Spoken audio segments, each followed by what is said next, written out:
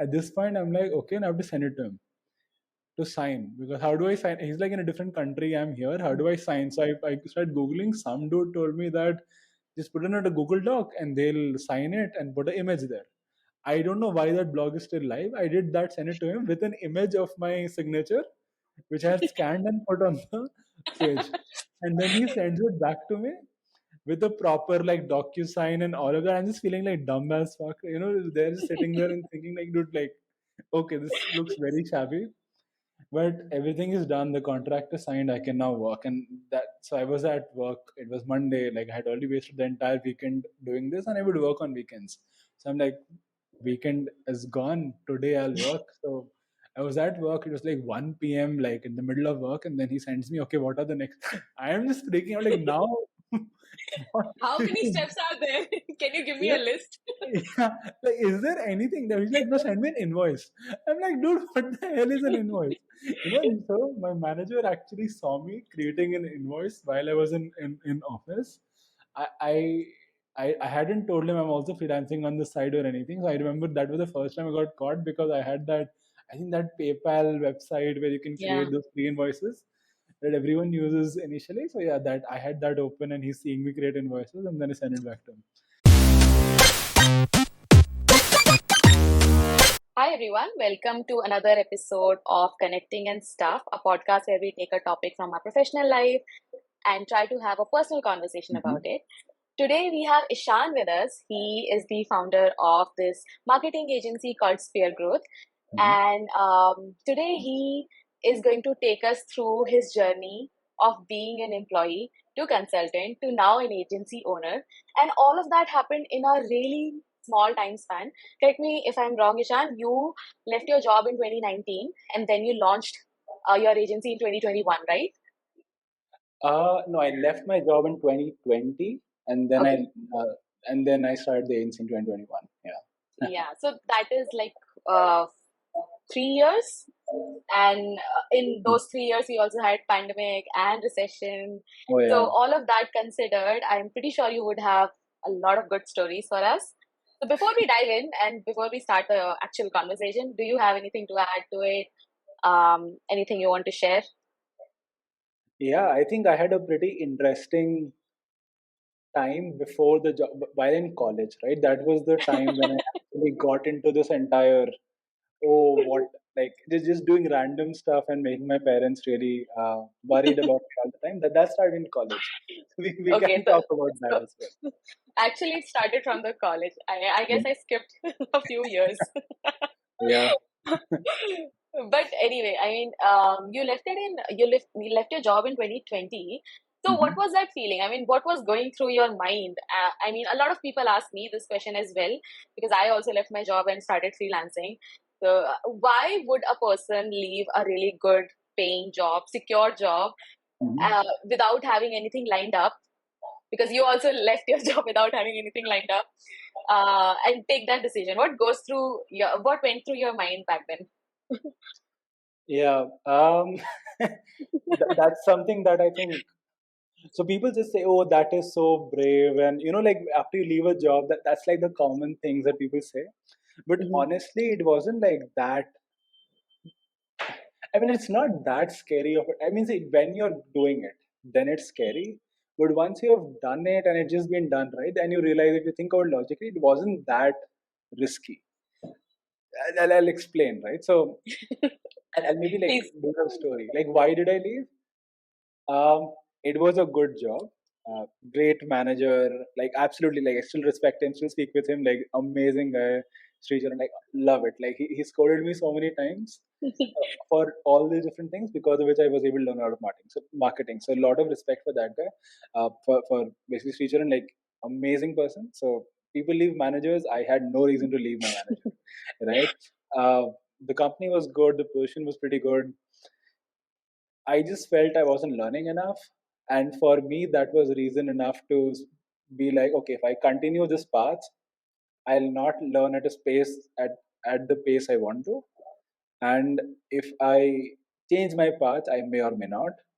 So it's just like, okay, there is a may in that may or may not. So let's just let's jump ship. Okay. So that's basically that was it. Now, how it went about was much more scary, but yeah. What about you? So, for me, it was my reason was a bit different. For me, it was recession Hmm. because I recently switched. Actually, I have done this twice. I left my job in October last year, and then I freelanced for 3 months. Then Hmm. I got scared because I was not making as much money as I was as an employee. Hmm. In 3 months, I joined another company. Okay. So yeah, I caved in. I was working with this company, and then they laid me off after 5 months, and it was like an eye-opening experience for me. I was scared of recession, and it actually happened to me. And I was like, okay, this is not going to work for me, and I don't Hmm. want this. I mean, the freelancing itself is a scary business. You don't know whether you'll have a client or not, or how much Hmm. money you're going to make this month. So that is there, but still, I am in control. So if I work really hard, I know I'll make money, and I know I'll get client. And if some month I don't want to work and I just want to chill for go out, Yeah. go have a 1 month long vacation, I can do that. So this thought kind of pushed me into freelancing, and yeah, so here we are. Yeah. I think a lot of people think that, oh, I'll leave my job and I'll be able to do whatever I want, because I'll own, I'll be my own boss and all that. I don't think that's really true, because I used to freelance. Once you leave your job, and if you're freelancing, then you have a responsibility towards your clients, and then you are also sort of limited by your own insecurities of, oh, if I don't take this client, I won't get another one, like maybe I may or may not get something later. And then if you start a company, then you have your responsibilities with your team and then also your clients. It's just like, okay, you're just switching one responsibility for something else. That is My true. honest, yeah. Yeah, that is true. You think you'll be your own boss, but at the end of the day, if you're working with three clients, you have three bosses. So Yeah. from one boss to now you have three boss. And the most, I mean, there are a lot of difficult parts when you start Mhm. freelancing. I, for one, did not know how to pitch myself. So learning the sales part was very tricky, and the negotiation meetings and asking for money part. It is still scary for me for some reason because I'm not from sales. So, Mhm. do you have such experience now? Because I don't know, it's been a really long time Yeah. for you. How good are you So at pitching, and do you have any tips for me? I'll tell you a story of me just being horrible at pitching first, right? So this was my first quote unquote high value client. Hmm. They're a competitor now, just FYI. Okay. Okay, so but still great friends, right? So still we just like chat all of that, but on paper they're competitors to us now. But they were back then. They were my first high value client. Like just I had to pitch. I think it was my first $1,000 invoice. Mm. Anyway, so I just did not know like what are the steps, because before that, okay, like it was like, will you like this is what we need, I say okay, and then I start working, and then they pay me, like I thought like that's how it works, because again I was freelancing casually, and that happened. And this guy was somewhere else, and he owned an agency, he had processes, so he expected me to have processes Oh. beyond this. So I remember we were chatting and he said, "Will you do this?" I said, "Okay, I'll do it." And then next week, like, "What are next steps?" I said, I'll do it." Like, what are you expecting from me? Like, but we just discussed. And I was like, "Wait, like, what does he want from me?" He's like my first high value client. I'm like, I don't know what he's expecting from me though, right? So he's like, "No, no, will you send a proposal?" I said, "Acha, you need a proposal, like."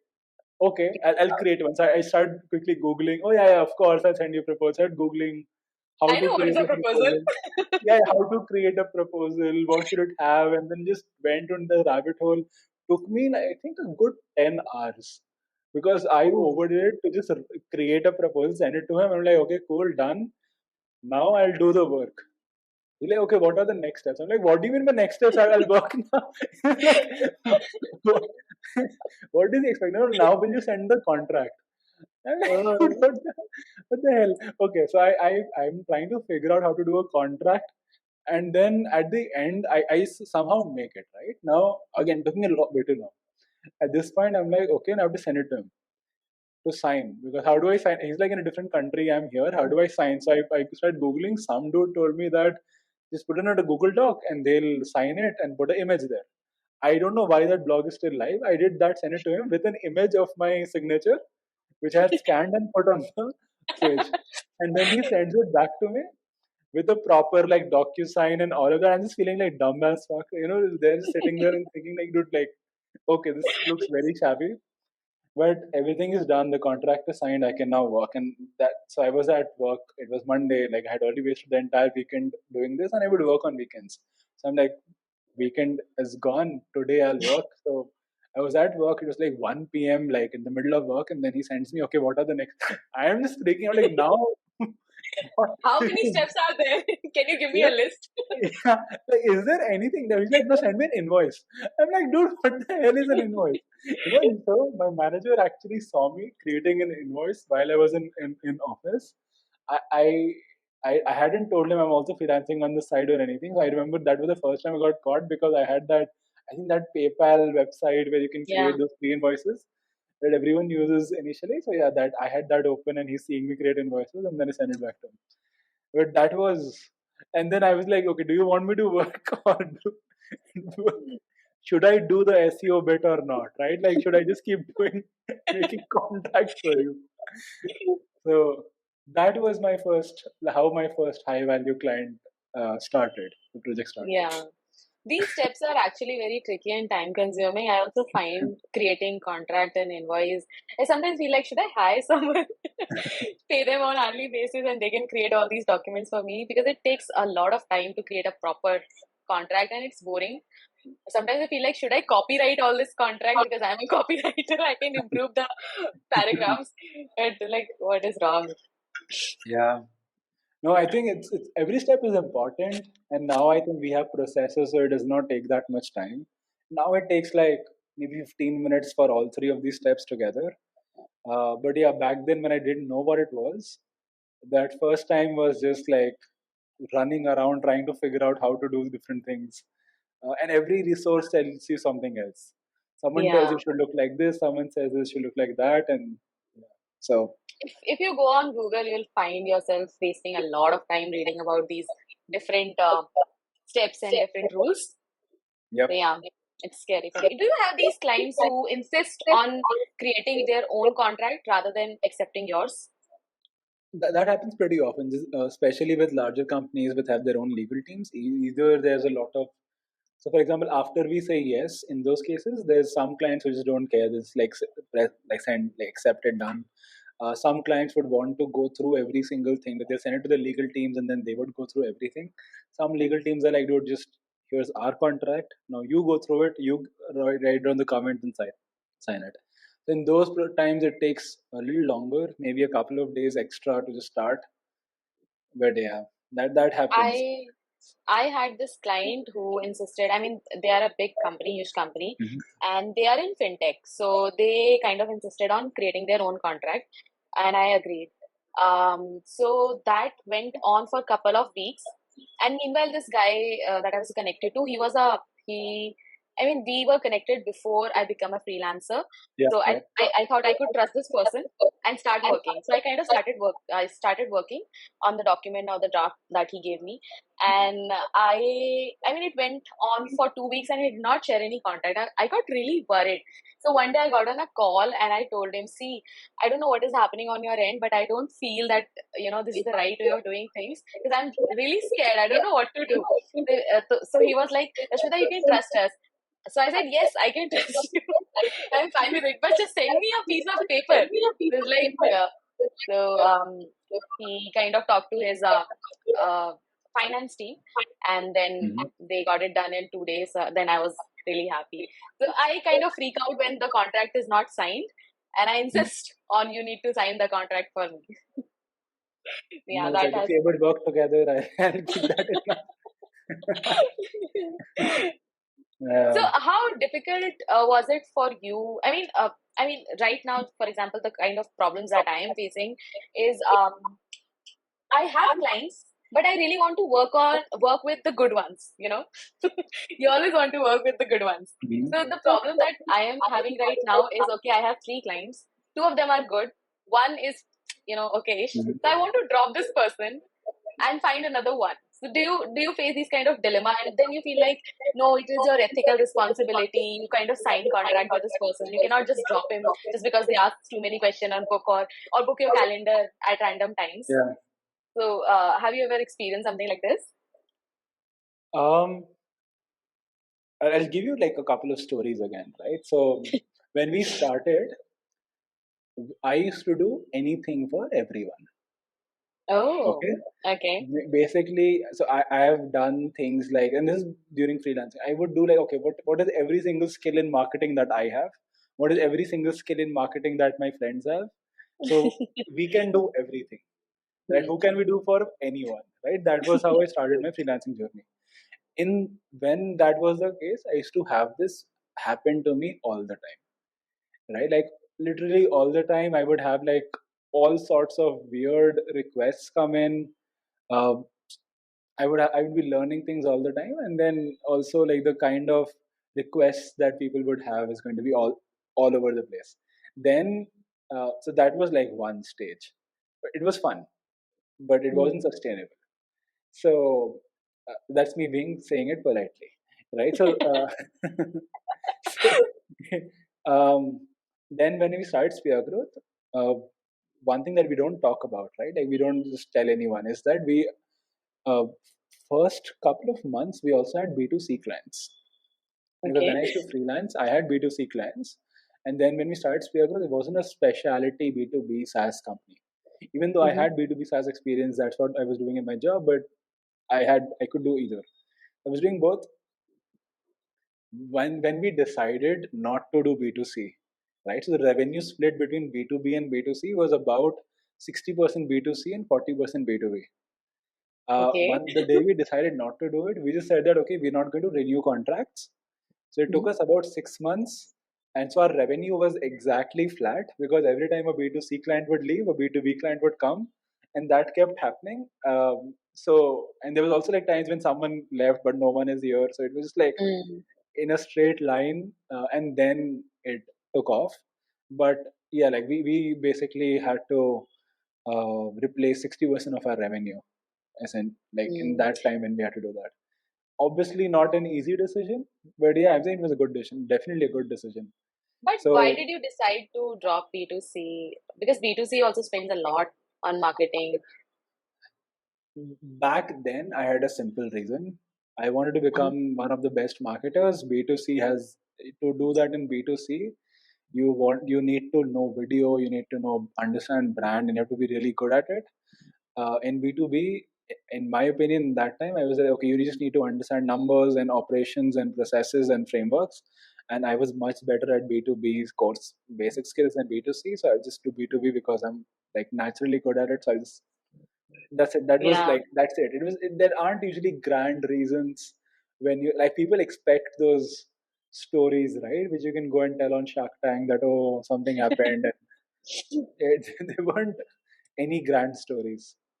Yeah, people generally assume that, every decision that you take is very thoughtful, but sometimes you just go through a lot of experience and decide, okay, this is what I want to do, and then drop everything else. Yeah.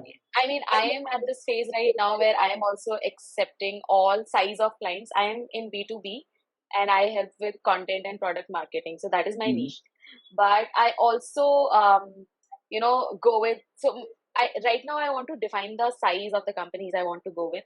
I think I'm good with startups because I have, when it comes to job, I used to work Yeah. with startups. But if I'm also working with few enterprise. I have worked with a few enterprise, so I feel like okay, right now I'm just accepting anyone or everyone. For me, I want to keep on freelancing or be a solo entrepreneur for Yeah. a really long time because I don't think I'm a manager person or take care of a team. And that's another kind of responsibility. So I think myself doing that for a long time. Um, uh, why I have this question for why an agency? Yeah. Again, no grand reasons, right? So uh, when you left your job, um, yeah, you wanted to explore something. So for me, it was always like, oh, I want to get better at marketing. So then Mm. after I left my job, I went through, I got into this community, amazing community of CMOs. Back then it was very, very new. So it was just like CMOs, hyperactive, and then me. Uh, got to see like a couple of CMOs, like a room full of like three, four, five CMOs reviewing the quarterly plan of another CMO. Like Oh. those are things that like does not get recorded, no one sees, and that's like probably I'll not get to see stuff like that again because no CMO shares their quarterly plans and no one Mm. helps other CMOs like sits down and does it. That's not that common unless you're Mm. friends. You're like it's not with strangers, right? So things like that is what I got exposure to. It was great, right? So I had a lot of fun. Felt like a complete idiot because I didn't understand most of the things that they were saying. Uh, so that experience helped. So there was a lot of stuff I could learn. Once I did that, I'm a fast learner. That's one thing I'll brag about. So once I learned a lot of the things that I had to, um, learn the basics, all of that, then this person, James Gilbert, right? Really look up to this guy. And he was so great. He came to on a call with me. And he basically very nonchalantly said, oh, okay, so you need to understand business now to get better at marketing. And okay, I wrote it down. To get better at marketing, you need to understand business. For Check. 1 hour after that, I kept thinking, okay, do I really have to do CAT? I'll have to sort of do maths for a year and do English for a year, and Oh. then that has no value whatsoever. Like not CAT, but like that 1 year of prep just seems like such a drag to me. So I'm like, Mm. you know what? I'll start a business instead. Oh. That, That just went from being a student to launching your own company. What are the those are in the two between? options, right? And I didn't want to prepare for CAT. Right, and just Okay. like MBA after that seems like okay, so 1 year prepare for CAT, 2 years do an MBA, then Mm. maybe I'll get half decent at it, and then even after that, a lot of times I may not. It's just like it's much easier, or for me since I didn't, I like, even today I don't want a large company. I just want to do some certain things. So it was like, hey, if I want to start a small company, it's not it won't take as long. It may be more difficult, but it won't take as long as doing an MBA. So I'll just start a Right. company. Like that was like my like, or otherwise I would be finishing my MBA right now. So Yeah. I mean, I'm just saying, like I would have finished my MBA in December or something, I guess now. So I'm sure I wouldn't have gotten this far in my understanding of business if I did an MBA. The pandemic and the recession, did it affect you in any way? Do you have any learning from them? As bad as it sounds, it was actually pretty good for me that time. I became better at cooking. Um, Oh. so that helped. Also, I used to think that someone would have to sort of stand next to me all the time. Otherwise, I'll just be lazy and not do any work. And that was a major reason why I wasn't ever like going on my own. And in the pandemic, we were all forced to sort of work on our own. Yeah. So I was like, oh, I can work on my own. I don't need a manager. So that was Oh. actually a major reason why I could start my agency. That's good. But I remember in 2020, the market has a lot of money. Oh yeah, yeah. So even during that time, people were hiring, the companies were hiring like Yes. crazy, and that's why the mass layoff happened. And there was a lot of money in Yes. the market. So I don't know. I had no plan of freelancing back then, but I wish I started then. What about you? I think you started at the right time. Oh yeah, I started the right. You know, we. So I was walking. It was like roaming around in Bangalore. There's this bakery. Uh, Okay. there are these comedians that come and do a show in this bakery from time to time. So I commissioned a few of these comedians to create a comedy sketch on this scenario, and then I just because why not, right? And then they create this amazing sketch for SpearGrowth, and then we published it. So you're absolutely right. It was it was like a very weird thing. It was like weird enough to be a comedy sketch is what I always thought, that hey, like how Yeah. can people hire all like just like this? How can companies get funded like this? Uh, I was definitely playing on easy mode back then. It was just like very easy. I remember thinking that back then, like in freelancing, because there wasn't nearly as much competition either, right? Like Mm. there was not as much competition, and companies had a lot more budget. So it Yeah. was so easy to make money. I remember I was making like enough money in a month or two to survive for a year, right? Mm. As a freelancer. And so I just never had to worry about that. It wasn't even working that much, right? But and I sort of left that scenario also with to sort of start the agency. But yeah, Mhm. like it was very easy back then. Right now, I'm sure it's much more difficult because with the great resignation that happened, and then companies were like, Yeah. okay, we'll do it ourselves, and the companies started, then companies started laying off. Um, there's a lot more freelancers now also in the market, and companies don't have a budget. So yeah, Yeah. like it's It's difficult. yeah. Recession.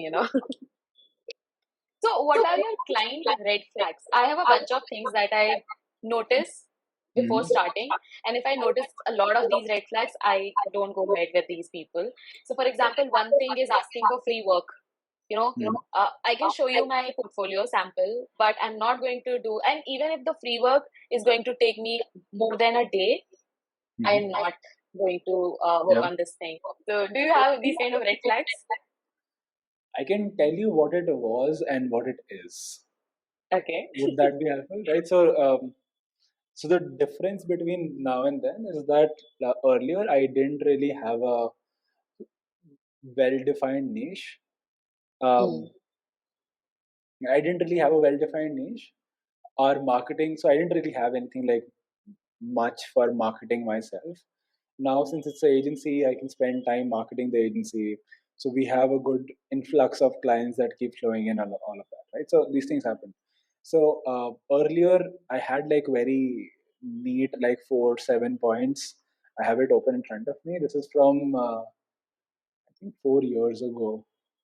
This is from three years ago. Yeah. Um, this is 4 years ago. Yes, this is basically can pay you what you're worth. You can get results for them. You like speaking with them. They're Mhm. in your niche. They're able to refer you. They will be able to refer you someone in the future or on their own. They are fully committed to the project. And lastly, if they're moving from a different service provider to you, they have a good reason to do so. That was like my Mm. seven. This was like when I used to freelance. This is what I Okay. would check against. That okay, is this it or not? Yeah, Referral point is a really good one. I never talked about this thing. I should start talking about yeah. I'll referrals. send you the That's a good checklist. one. This helped me a lot while I was freelancing. Now And what is your checklist now? it's not that much of a checklist now. Hmm. Um, now it's more like since we uh, are definitely much more expensive than earlier, right? When I used to freelance, uh, also because of this team processes are better, the results are better, so all of those things have changed. Uh, we get better clients now. For example, there's very few. There's almost never a red flag if they can afford us. So what happens is Mm. there's like a if unless there's like they're not a culture fit, like they just really are not a culture fit, or for example they have expectations that we cannot meet, whether it's us or whether it's their expectations. If we cannot meet their expectations and they're a good culture fit, I'd love to work with anyone. Just because anyone, and that there's also like the price barrier because I tell everyone our pricing on the first call. So it's like Okay. those three filters get auto applied. I'm not looking for red flags anymore. Earlier, I remember I would just sit down with a pen, pencil. I would have the checklist and I would like just, like check it out. Okay, this is not happening, not happening. Oh, there's only one red flag. It's fine. I would do all of those exercises. Now, now that's not the case. Yeah. What are some Yeah. agency red flags if you had to, or a freelancer red flags? If someone is hiring freelancers or an agency, what red flags should they look out for according to you? Sometimes you can tell that this company or this Mhm. person is over promising. So, for example, I went to them and I want them to work on a landing page, and they are like, okay, we can finish it in 5 days. And in my head, it's like, okay, I am working in this industry for 5 years, and even I cannot finish this landing page in 5 days. It will take me more than that time. So I don't know how they are promising this. So over promising, you can sometimes tell, and that is a red flag. The second thing is when you ask them about their pricing, how much do you charge, and they have no answer. That time I feel like, okay, maybe you're immature. You don't know what to tell, because when I am unsure, I kind of give them an hourly rate. If I can't tell them the project price at that time, I just give them an hourly rate to understand, okay, how much am I going to cost them. So this there are two red flags there. The other red flags you discover when you start working with them. So a lot of times it has happened with me when I was an employee and I was hiring an agency or a freelancer. They are good when they are onboarding you, and as soon as you're with them, they are not good with communication. You're not getting the answers, and yeah, that happens. What do you think is the best way for both the company and the agency or freelancer to charge? Sometimes I feel the project based pricing is good. Other times I'm like, nahi, hourly basis is better. Yeah, this is, I think there's a lot of people who prefer different things. Yeah. There's a lot of things that look. If I have to give maybe a bucket answer to someone, right? Mm. Um, if you're starting out and you're still asking this question, just charge anything and keep increasing it till you cannot. That's basically it. Don't think too much about it. I mean, the time people usually spend in trying to, I've seen people spend a month trying to figure out, oh, how much should I charge? And I'm like, dude, you could have done 3 projects in this time. So, I mean, just start, just pick up anything. I'm also not against, like, a lot of people are very against, oh, like, for example, when you start off, right, and you really need a case study, just do some free work if you have to. I Yeah. think that's a great idea. Get that case study and make it clear that, hey, I'm doing this for a case study.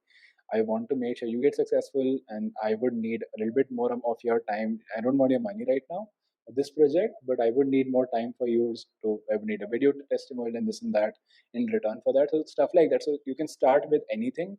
You can start free, get those that some amount of leverage in, some amount of social proof in.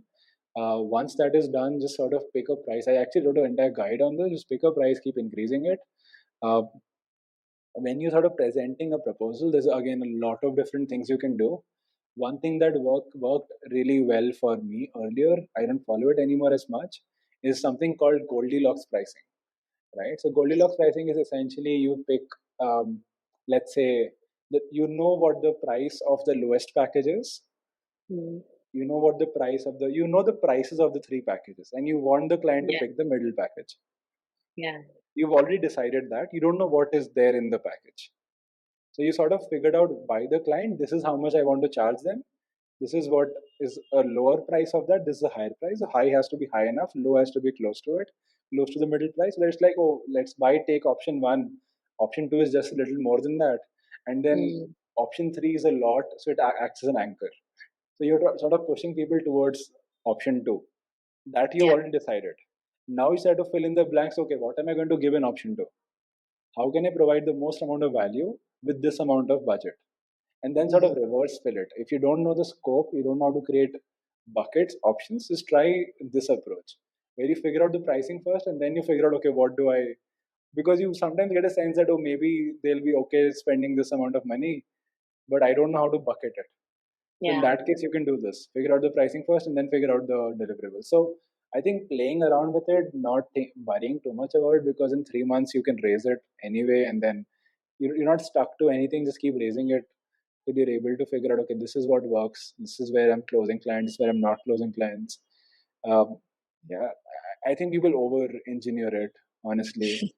Like, No, the SaaS company, they also set their pricing like that, and a lot of other companies, when they have like free tier product, they want you to choose one, yeah, and you go for that one only. So I've yeah. noticed this pricing, and yeah, we can also try that. Why not? Yeah, because everyone starts with, whenever someone goes from full time to freelance, they all do this thing where they calculate their RD rate as an employee because I was working these many hours. Yeah. Every single person, you see that piece of paper with every single person, Yeah. and they come up with an hourly rate. and they either say, oh, this was actually too low, or this was actually too high, with no basis whatsoever, right? Without even thinking, okay, you have an hourly rate, then they translate into, let's say if it's a content writing, this blog takes me this long. So everyone does the exact same math, and then almost everyone disregards that entire math, and then does that, starts thinking, I don't know how to do pricing. Because you've come up with a number, like that's, I've never seen a freelancer who's never not done this. Like everyone does the maths and then, oh, this word rate is too high or too low. Like you just Yeah. did the entire maths to figure it out, and then you discard it, and then you just just pick whatever. So yeah, I don't know. I can tell you how I would have charged if I did content writing. Tell me, please. If and I will never, I don't think I will ever do content or design as a, Okay. just FYI, because there's a lot of, oh, I like this and I don't like, listen, like I like things which have subjectivity to it. For example, if we are getting SQLs for our clients, we are getting SQLs for our clients. If it's aligned with the brand, it's aligned with the brand. You cannot, like, I mean, obviously you can have opinions, but then if I'm proving it with data that this works, it works, right? With design, it's very hard to prove it with data. I'm not saying you cannot, but it's very hard to do it. Same with I mean, the content. feedback you get is, can you jazz it up a little? How can you work on that feedback? And Yeah, how can you deliver with that? Yeah. Anyway. yeah.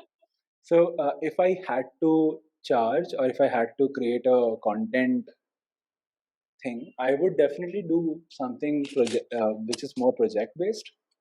Um, I would, for example, if most of my clients, there are two kind of content services I could have, right? Either it could be one-off stuff, for example, writing case studies, or it Mm. could be recurring stuff like blogs. If it is recurring stuff like blogs, I would have bucketed out the cost for research and the cost for per blog. I would Mm. actually bucket it out completely. So that would give me, and I would also divide the time. I would have a separate time for research. Basically, what I would tell them is that, hey, most clients work with me for X number of blogs.